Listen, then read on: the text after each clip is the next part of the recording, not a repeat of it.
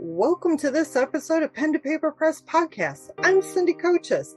There is a backstory weaved into each book. To explore the creative process, I'm sitting down with authors, writers, editors, publishers, an array of creative souls to have a conversation centered on how they develop their stories to completing their works of art.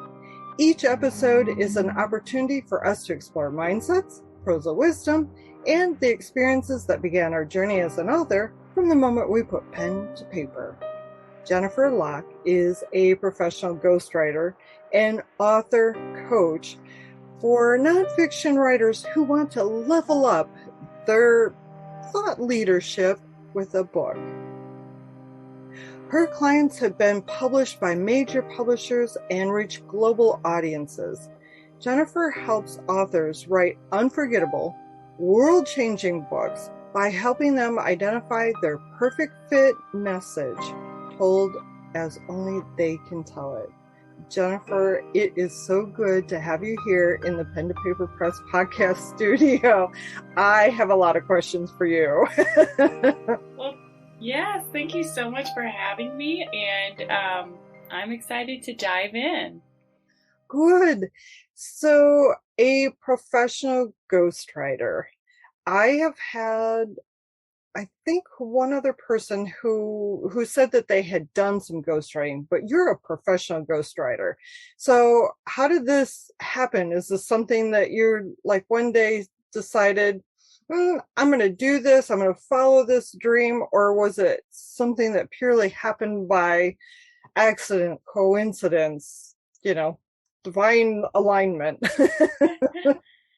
I would say that it is a little bit of both. A lot of ghostwriters did not necessarily want to be ghostwriters when they, said, what do you want to be when you grow up? It's not like people are saying, I want to be a ghostwriter.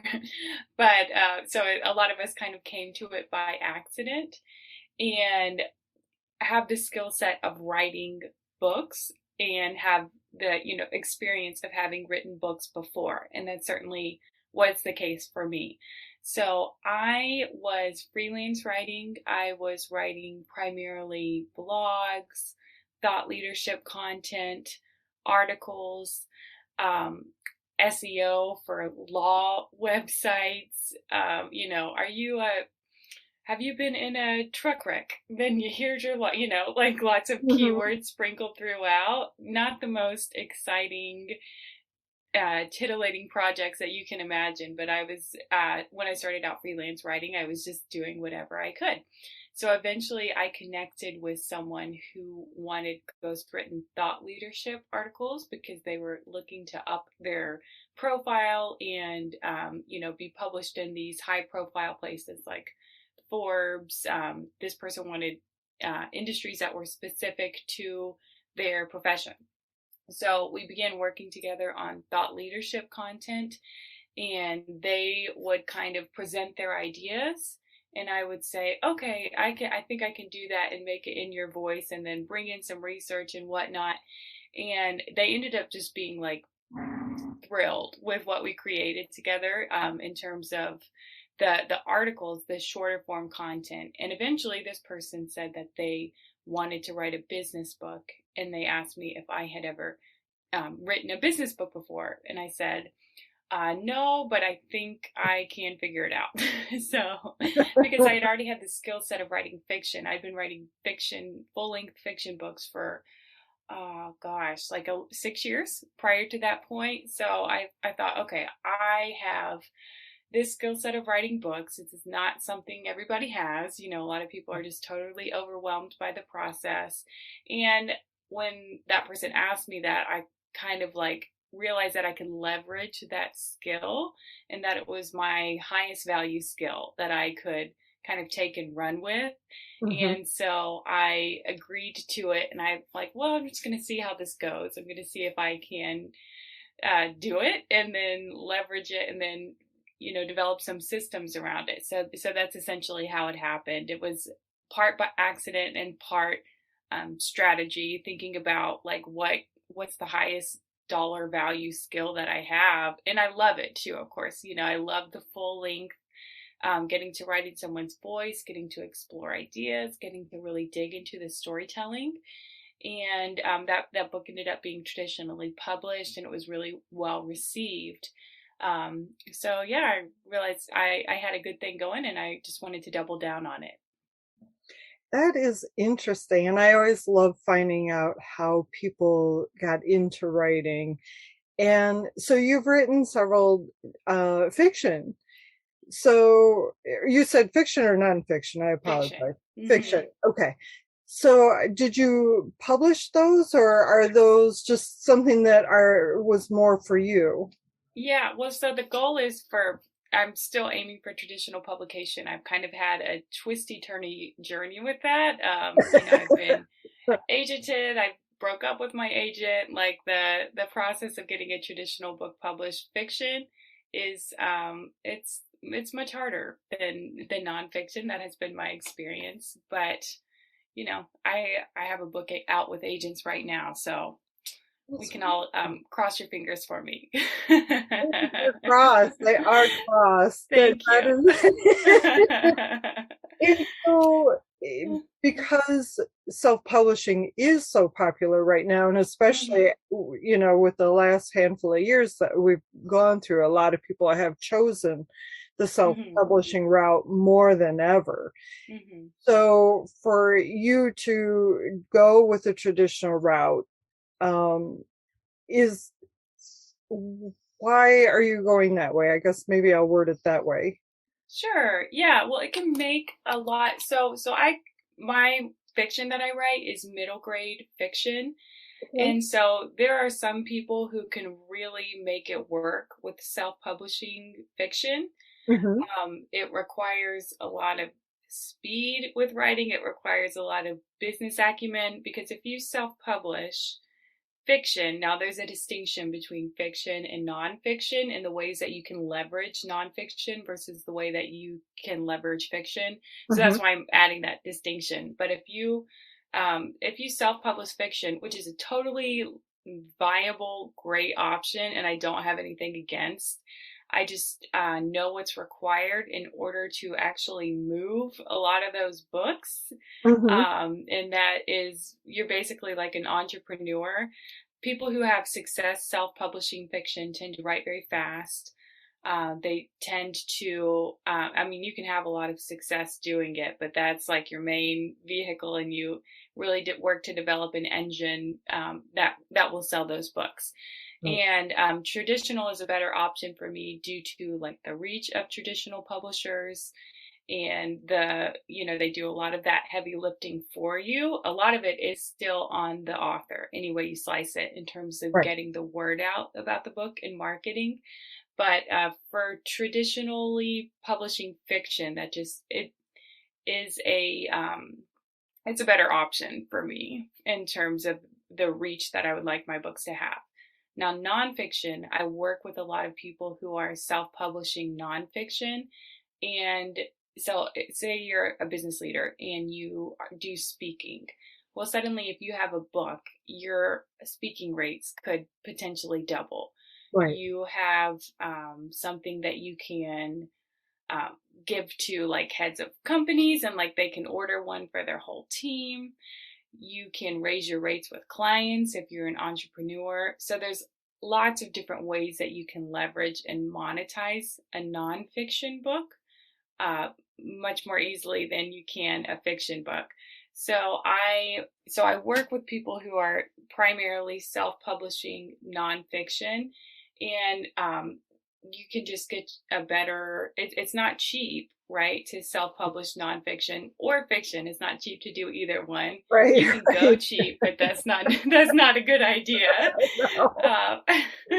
So they're able to just see an ROI on their investment more quickly, and it makes sense to, if you're self-publishing, you can have control over the process. So say you have an important deadline and you want the book release to coincide with that, whether it's a business anniversary or the launching of a new leg of your business or your birthday, it could be arbitrary.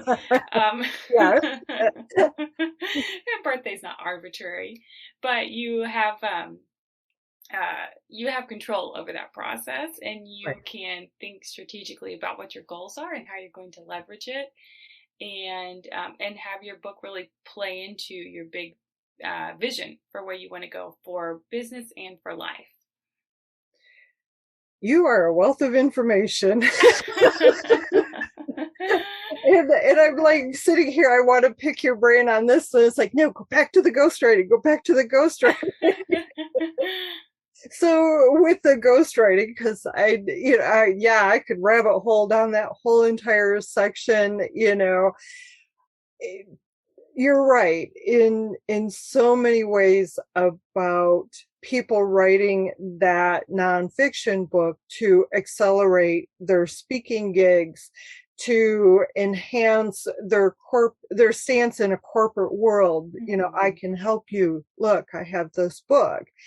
And and in some cases, you know with the self-publishing, they don't individuals don't take the time to get it professionally edited. Mhm. And so then, yes, I have this shiny book, but it's not professionally written. If we don't have somebody who goes through the book and who understands punctuation, sentence formatting, dialogue, blah, blah, blah, the whole, the entire list, then that professionally looking book isn't professional, and it actually can backfire.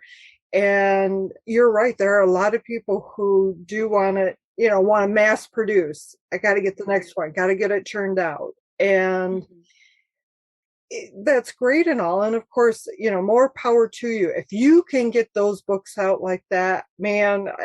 I'm right there cheering you on. This girl, I can't do that. I mean, I have to be in the zone, and I have other things I need to attend to. But you mentioned something about like writing SEO, and that is a talent in its own. I design websites.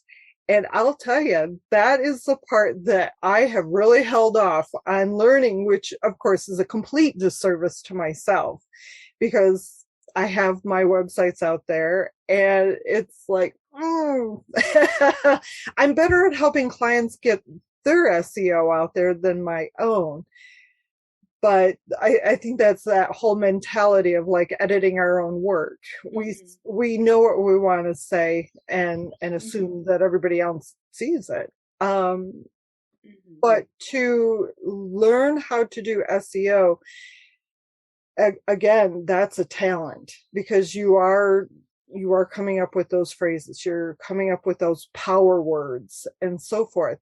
So was that something, again, that you trained to do, or was that something that just naturally came to you, like, I see this is, I can put it all together for you? Yeah, oh my gosh. No, I definitely did not train for it. And to be honest, it's been like 5 years since it was a very specific, it was like a content mill situation where we had to like, you got paid per word.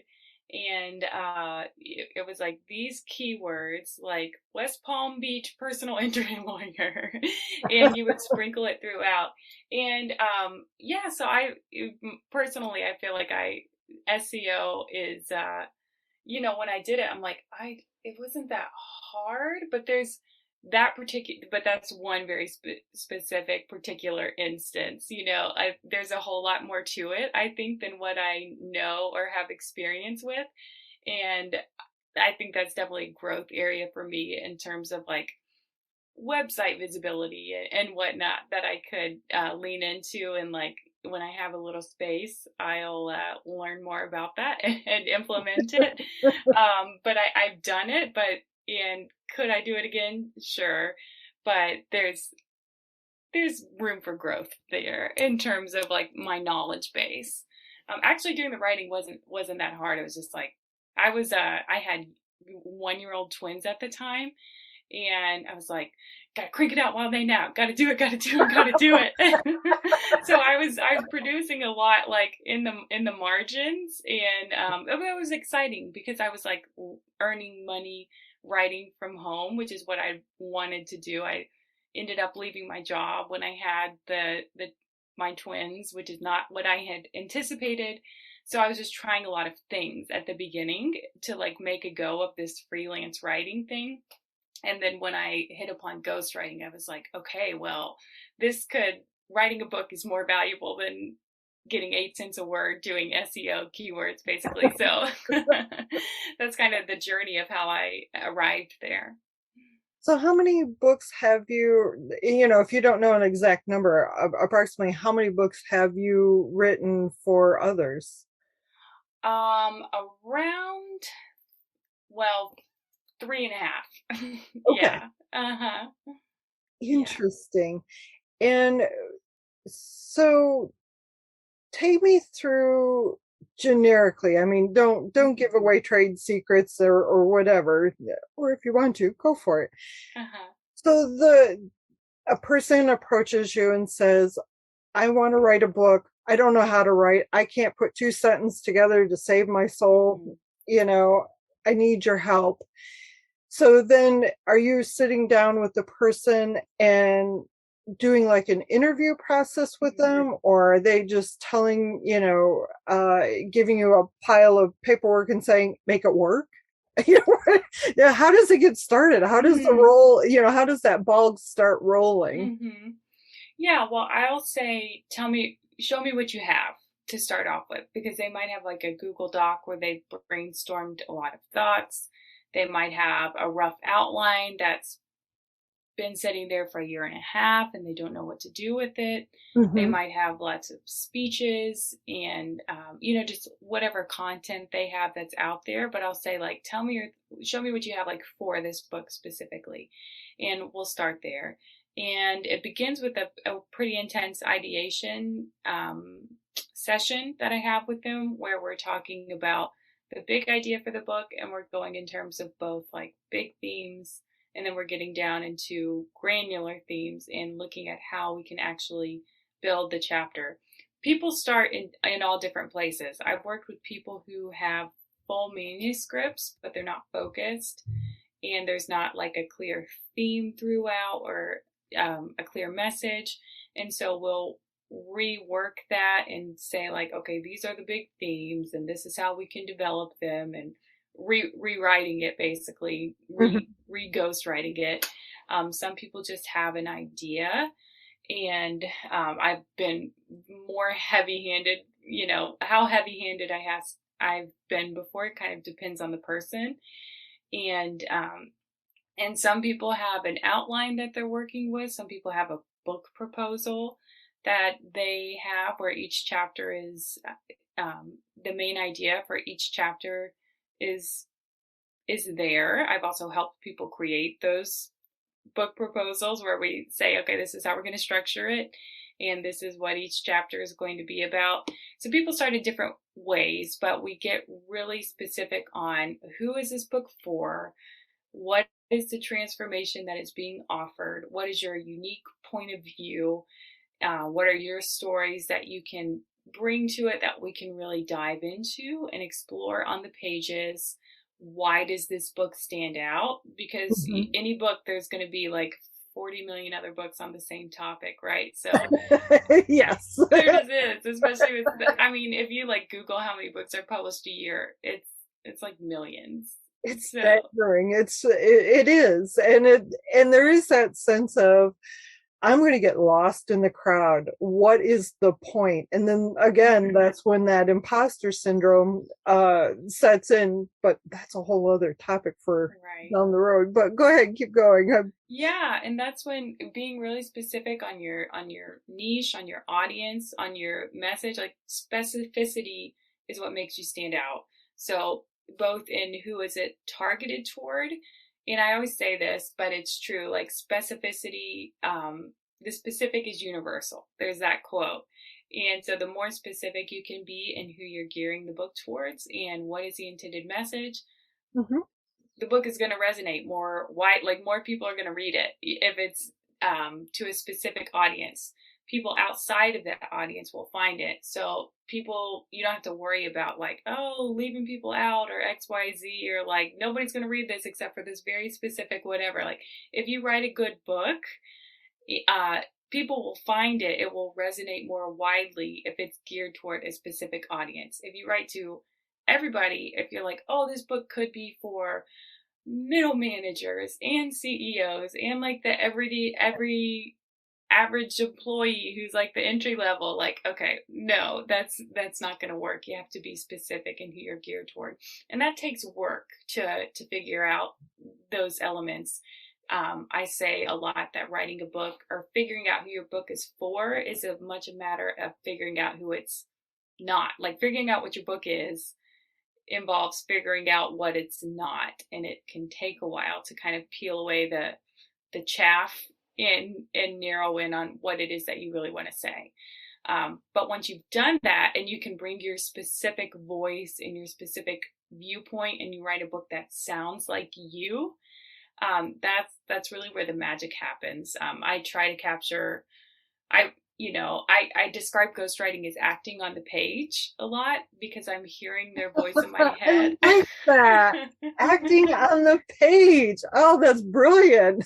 Yeah. I mean, that's what it is. I'm like writing in their voice. I'm like inhabiting their voice, and I know I've succeeded when I give a chapter to someone or I give a sample to someone and they're like, you made me sound so brilliant. Like, oh yes, this sounds like me, but like more me, a more eloquent, brilliant version of me. And that's what I'm aiming for. Because you want to hear the voice. Like we Right. respond to individuality, we respond to authenticity. So capturing that it's a really fun part of the job. In doing so, you have to get to know these individuals. You have to actually have that dialogue so that you can pick up those cues of how they say things, when they say certain phrases or things, or what are those phrases that they say. You really have, in order to share their voice, you have to hear their voice and you have to acknowledge those different key elements of it. And so in that's a talent, because I don't think everybody could do that, to convey somebody else's voice without wanting to interpret things and put your voice into it. Right. Yeah. And I think like it's definitely a skill set that I can kind of just do, like what are their things that they say multiple times? Like, okay, put that in like if they have keywords or phrases that they say a lot, like putting that in there. If they have stories, what are they super interested in? What do they love? Can we explore that in the book? Like interests that align and help to illustrate what we're talking about on the pages. Like if this person is really into rugby, I might make a rug. I just pulled that out of the air, but I might make a rugby analogy, so that they've got those little things that they love and that are kind of delightful to come across for that person because it's got their voice, it's got their interests, the things that they are super love in the pages, and that's kind of how you create. I don't know. It's a little bit magical how it comes together and ends up being a really good representation of that person sharing their message. Yes. And the things you must learn, because you're learning something from somebody else's life experiences. And you've got their stories and they're giving you the education to learn whatever the topic is. With the thought leadership, that is something that you've brought up a lot. And to me, I'm thinking, okay, thought leadership, that could mean this, it could mean that, but to explain it in your words, what is thought leadership? Yeah, so it's just positioning yourself as a leader in a specific niche by sharing your point of view, and it's not just your point of view from you're not just shooting from the hip. This is it's something you know. right. Yeah. I'm not going to position myself as a thought leader in IT technology. What do I know about IT technology? But if I wanted to position myself as a ghostwriter thought leader, as a writing thought leader, I would share what I've learned about writing and best practices and how to keep a writing habit and how to move past imposter syndrome and, all this body of knowledge that I've collected over the last 11, 12 years of doing this. It's just sharing what you know, basically, with others. So you are positioning yourself as a leader in the space. Yeah, and kind of raising your profile. So people might want to raise their profile by getting published in Forbes or Harvard Business Review or whatever publications matter to their audience. Yes. So that's basically what. And once you do that, you get some publications, high profile publications under your belt, and you do that often enough. Then, if you want to get a traditional book deal, it becomes a lot easier. So it's kind of setting yourself up for bigger and better opportunities down the road.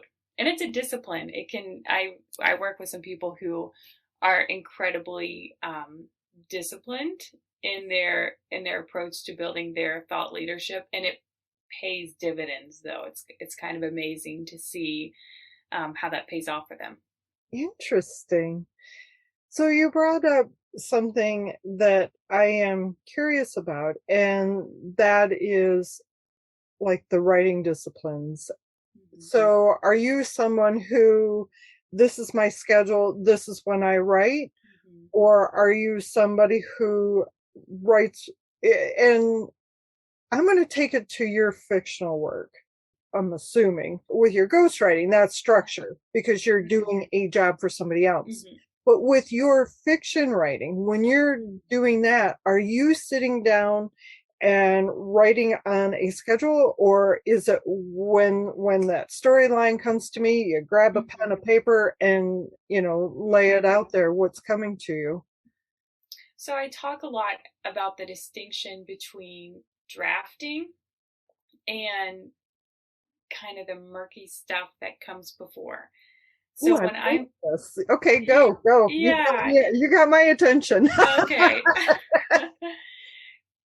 People get into trouble, and when I say trouble, what I mean is feeling bad about themselves and feeling defeated when they have this idea that they're supposed to write every day and they're supposed to just sit down and out the story comes. And they might do that for a week, set aside a week, okay, this is my time and I'm going to wake up every morning and spend this hour writing my book.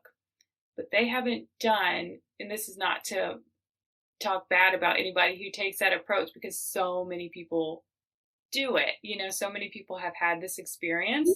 So I want to speak about it and normalize it and say that if this has happened to anybody and they've been totally frustrated and been like, well, forget it, I'm not going to write my book anymore, then they're normal. So they might come to this writing time that they've set aside, an hour, and be like, I'm going to write my book. And then you open up the blank screen and you just see a blinking cursor, and you haven't done any of the prep work necessary to write a book.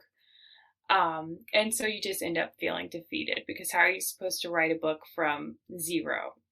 So I'll get back to my particular process when I'm writing fiction. So I'm always, I joke that anybody who writes a book, how do they start? They open up Google and say, how do I write a book? Even people who've done it before, right? Each book requires something new. Each fictional book, especially, coming up with a plot and coming up with the beats in the story is difficult work. It's exciting. It's fun. It's juicy. inspiring and all those things, but it takes me a while. And so I'll have like a little baby idea and I'll want to explore that further. And the process of exploring and figuring out what could happen, this is a process that I'm currently in right now, and like thinking about it and dreaming about it and journaling about it and eventually kind of coming up with an outline. Coming up with an outline might be very loose. That's my process, but it gets me a while before I'm to the place where I feel like I have enough where I can sit down and write.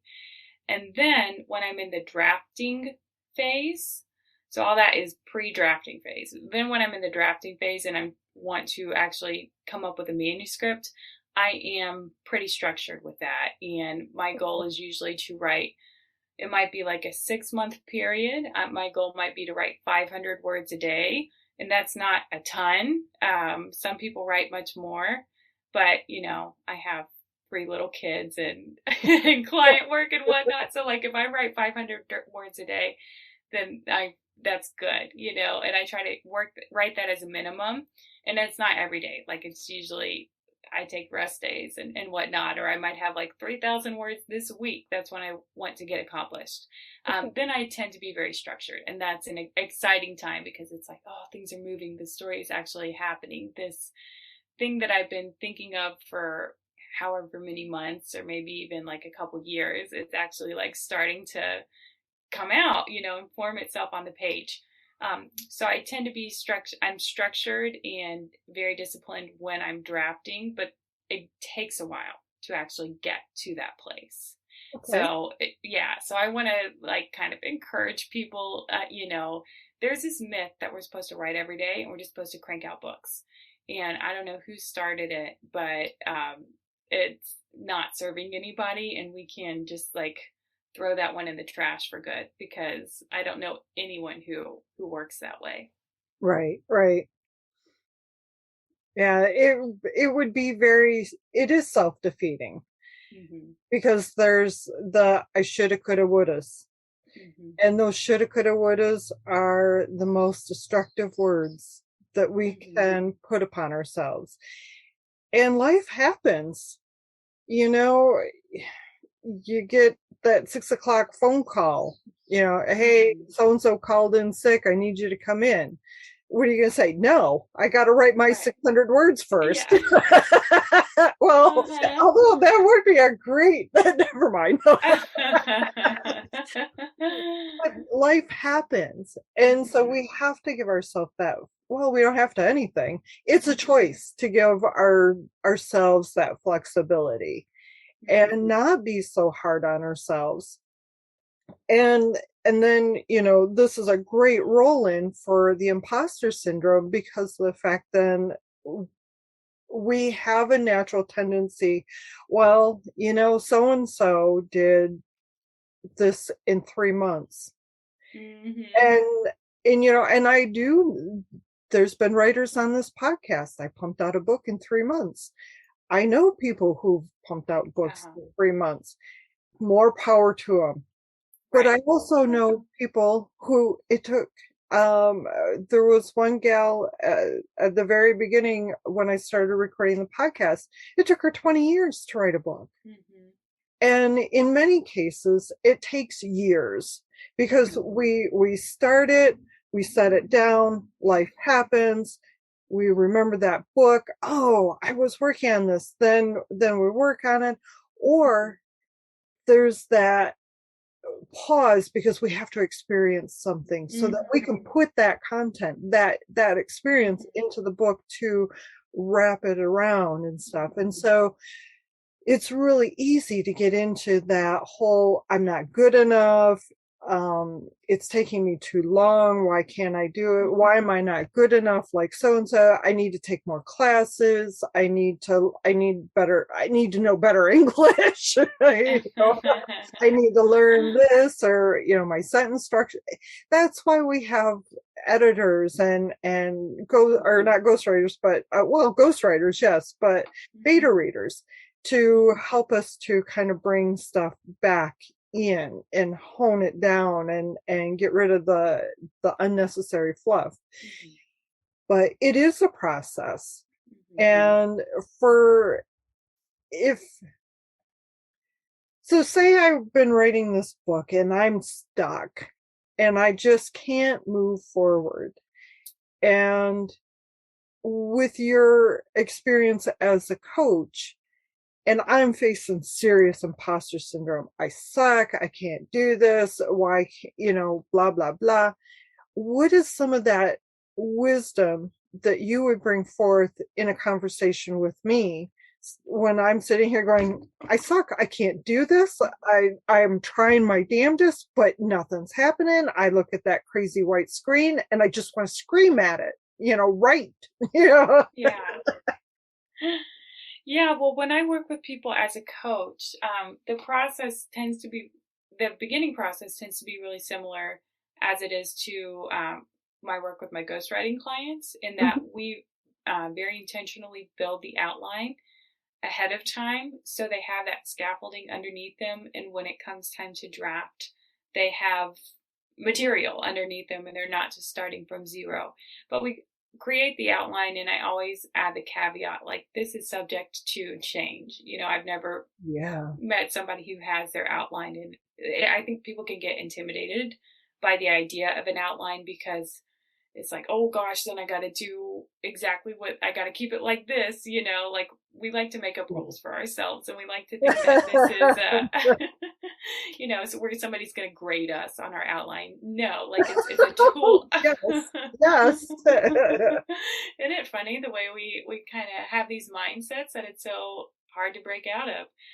But I want people to have that because it's a tool for them where they have like scaffolding underneath them and they can get to the drafting stage where they can write. So I would, assuming that we would have created that, if they haven't created that, I would revisit that and see, like, why did you want to write this book? What is it important for you to communicate? Who are you speaking to? Do you know who you're speaking to? If you don't know, okay, let's zero in on that. Let's bring that into clear focus. Why is this fun? Because it's an act of love to write a book. It's an act of it's anything that requires that much of your focused attention, you have to love it.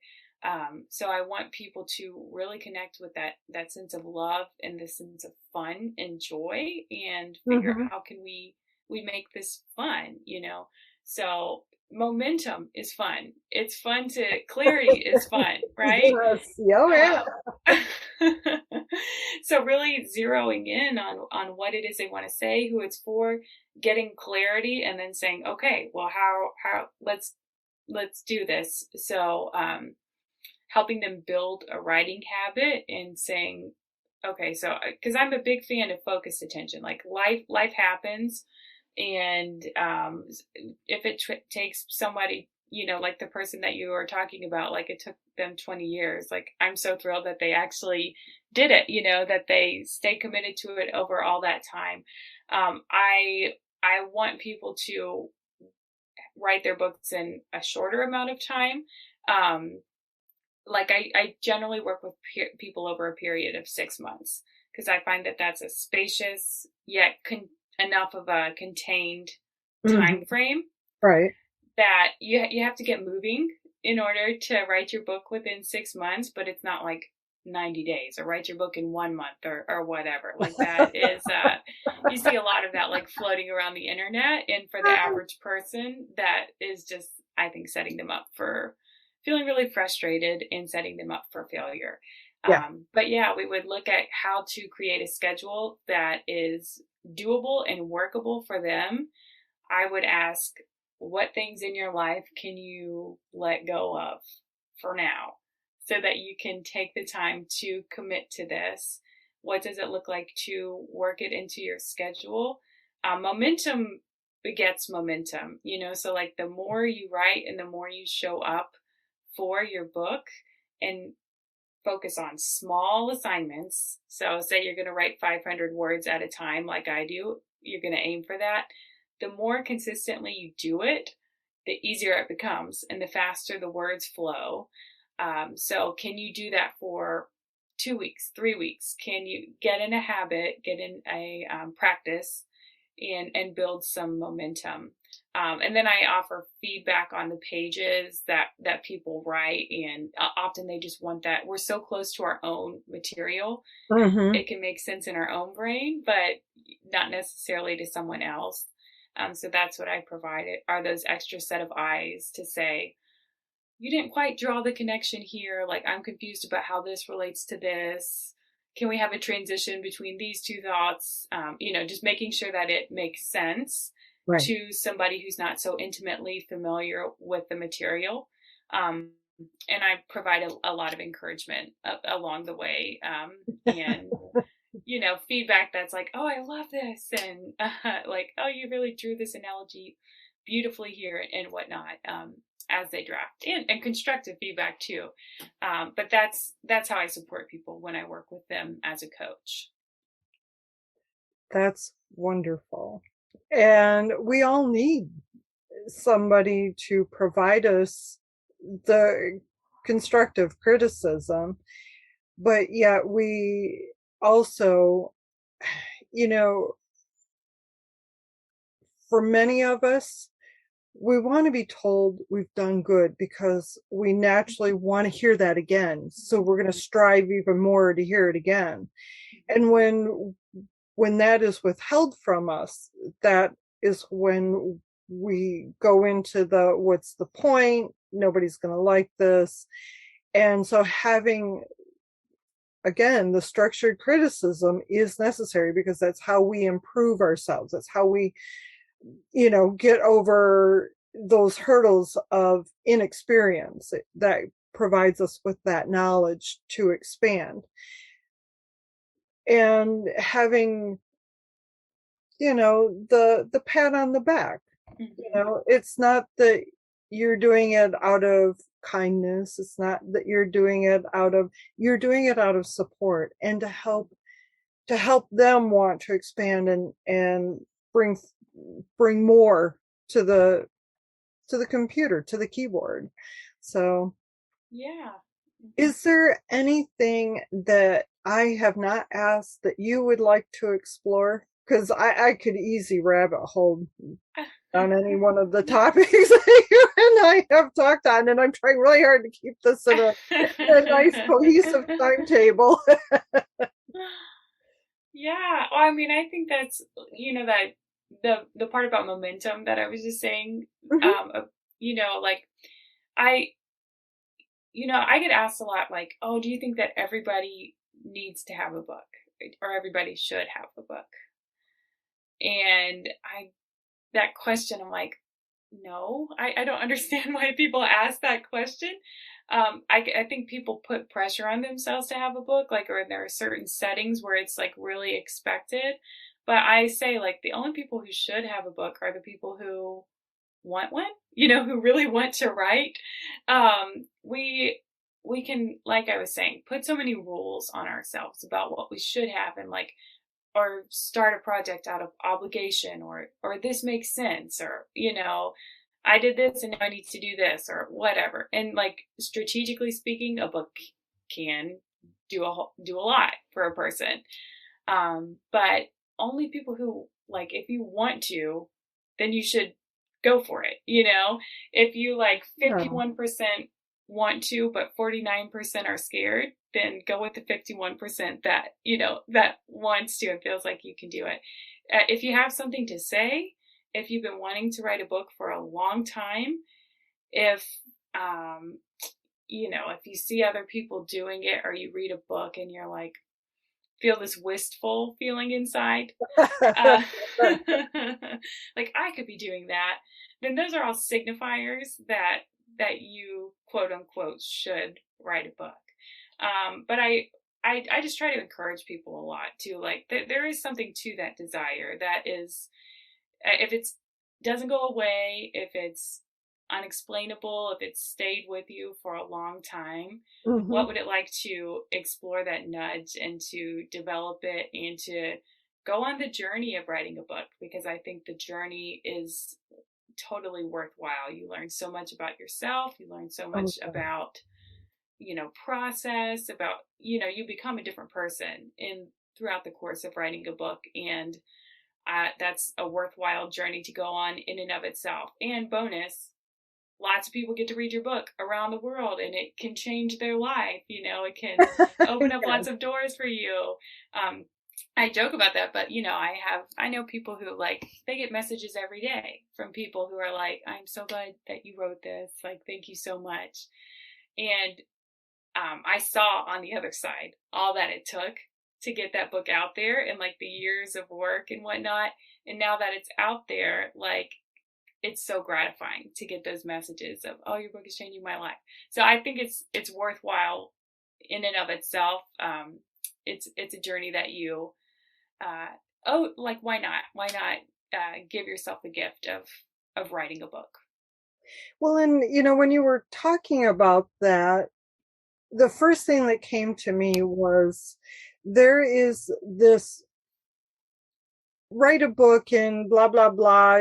It'll help you stand out as a leader. So there's that corporate person, they've worked in the corporate field for a long time. They have just a wealth of knowledge, and they have no desire to write, but yet they feel that pressure that I need to write a book so that I can further my career, but yet they don't have that desire to write.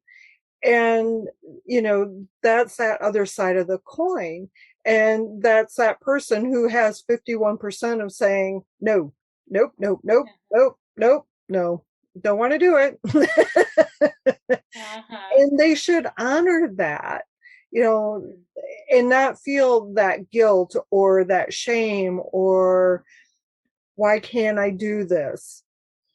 It's because it's not what you want to do. It's not where your intention is. Your intention is to do whatever it is that your intention is.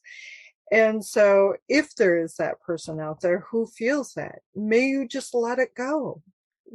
Or a ghostwriter. I would add that a ghostwriter could also be totally, what's your message? What are you passionate about? They can, you may not want to write a book, but do you want to reach a bigger audience? Do you want the opportunities that a book can give? A ghostwriter can take your message and can translate it into a book format. And then, you could have those go to the next level or XYZ that a book can provide. But you don't have to sit down and because it's such a discipline and it's such a craft to do it well. And you're not a professional book writer. you're not an outland. That's okay. There are people who can take care of that for you. Some people really want to write it themselves, and that's where the coaching comes in. And some people really don't. But do you have something to say? And that's a good signal. If you have something to say, then you can share it in a book, whether you write it yourself or whether you hire a ghostwriter. And that is a great example of when to hire. If you are on that 51%, I want to do this, then consider that as an option. And for somebody who is considering, I'm really good at writing and I really could help others who don't want to write their book. But they don't know where to start for being a ghostwriter. How would you suggest somebody get into it? Is it just simply asking, hey, you want to write a book? I'll write it for you. How do you begin? Yeah, you could do that, Yeah, I would say reach out to contacts that they know or people they know have an interesting story and say, have you ever thought about writing a book? Would you like to do that with me? And, your first book, you might charge significantly less than what you can charge now because ghostwriting can be quite an investment. But if you want to get like a practice book under your belt, then why not reach out to people that you know, or maybe you have like an older grandparent or person you know who has a really interesting story, and they've always kind of said like, I should write a book, like you've heard them say that, Yep. however many times throughout your life, and then you say, oh well, do you want to? Why not? Why don't we try this? But yeah, reach out to people that you know, get a practice book, quote unquote, under your belt, and then you've done it. Then you've written a book, and now you can reach out to other people and build on that. So then, because you're ghostwriting, is obviously the editing, you're how does that work? Do they hire the editor? Do you hire the editor? And how does that end stuff work? Mm-hmm. Yeah. So I recommend that they hire, it depends on if it's a traditionally published book, then they have the in-house editor, and that's kind of taken care of. If it's a self-published book, I'll recommend some content, some of my contacts, in terms of who can edit it. Or it might be like a self-publishing house or a hybrid publishing house where it's not traditionally published, but they still have people who take care of that type of thing. But a good ghostwriter should be able to deliver a clean manuscript that doesn't require extensive editing. You might, copy editing, it always needs to be edited before it's published. I'll say that much.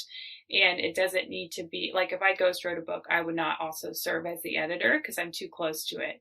Right. But yeah, I would recommend a copy editor. And then there's the final proofread before the book actually goes to press. And then once it's through the editing process, and now somebody's got the cover done and it's to the printing press, is your job at that point done? Or I'm assuming that the ghostwriter is not out there helping to market, because a ghostwriter is someone whose name is not on the book. Right. Yeah. So I really focus on the manuscript and making sure it's dialed in and really good, and communicating their message as much as, as well as we possibly can, so it can reach the max amount of people, and provide the most transformation. And so marketing, I have wonderful people that I refer authors to who can help with the marketing. A lot of it also, we haven't talked necessarily about all the different publishing pathways that you can go, but there's a lot of, even if you self-publish, there's a lot of support built in at various publishing houses that might have that already, self-publishing houses. So it's like you're paying for it yourself, but there's support built within that system. Right. So there's, you can hire different people for each aspect of it, the editing, and you can just seek those people out individually. You could go with a hybrid publishing house that has those people already built in. But you should definitely do it. You definitely need editing support, and you want professionals taking care of that, and not I also do this. Some people can do that really, and you do that. You do design and editing, correct? Is that, yeah? And you would not want me to do that. That's what I say a lot. No, you don't want me doing that. I just have a natural knack for me, doing the interior design. I enjoy doing that. I love doing the editing, but I also enjoy doing the interior design. I have this innate ability to see when things are just not lined up, and I have those, it's a curse and a blessing, but I can see where things are inconsistent, and it bugs me if it's not consistent. I've closed books because I've seen, where, like one header on one chapter is here, and then, it's that way for a couple of chapters, and then all of a sudden it starts going all different places, and the margins are too wide or too narrow. If I have to break a binding of a book to read the inside, that inside margin, I close that book, I'm done. Somebody didn't take the time to do this right. And, or if they did take the time to, to do it, they didn't order their print copy, their author copy, to look at it. Why didn't you fix it? If you did see it, why didn't you fix it? Or after a couple of dozen, people tell you, by the way, it's really hard to read your book. Why are you not adjusting this? Why are you not fixing this? So, but I have fun with technology. I love it. I love playing with those puzzles. So, and thank goodness there are people like you in the world, because that is the antithesis of me. All of that stuff makes me want to go put my head in the sand. So, I've built websites forever. I enjoy the process. There are parts of it I don't like, especially with WordPress, when you get the white screen of death because the plugin didn't want to play nice with whatever. That always stinks. But after you've experienced it a time or two, you learn how to undo that white screen of death. Nice. Anybody who's had WordPress knows what that is. Because more than likely they've experienced it. Where all you get is this nice little error code at the top of your white blank sheet, where your website should be. But anyways, that's going off on a whole different area. So where can people find you on the internet so that they can learn more about your services, about your books, and all the things that you do? They can find me on JenniferLockeWrites.com, JenniferLockE Writes, WRITES. And they can connect with me on LinkedIn. I'm on LinkedIn a lot, and I like to hang out there. So those are the two best places. So you're on LinkedIn more so than any of the other social medias? I'm on Instagram too. Okay. And that's at Jennifer Locke Writes. Either of those places. I'm there a lot. Both of them. But LinkedIn is where more of the, you're working with the professionals that are wanting to get their work out there. So that makes sense that you're hanging out at LinkedIn. Yeah. So. Jennifer, thank you so much. I am very grateful for this conversation. You have brought forth a great amount of wisdom, and the insights on being a ghostwriter is very helpful. And, I'm not going to say you may. You've inspired people to, if they've thought about doing it, you've helped them to get off that fence post and to pursue it. So, thank you. Thank you for your time and your wisdom. Well, thank you so much for having me. This has been a real pleasure. I appreciate it. You are very welcome. Before we end our time together, I'd like to say thank you for listening to my conversation with Jennifer Locke. To access her website and learn more about the services she offers, visit pentopaperpress.com/podcast and select the show notes page for this episode. There's a good chance you know someone who needs to hear this episode. Help spread the wisdom. Share it on social media. You never know who else needs to hear the messages weaved into our conversation. To receive future episodes in your inbox, subscribe to the Pen to Paper Press newsletter, and, of course, follow Pen to Paper Press podcast on your favorite app. Take care, and until next time, keep your pen to paper and write. Your words have power. Your story matters. Bye for now.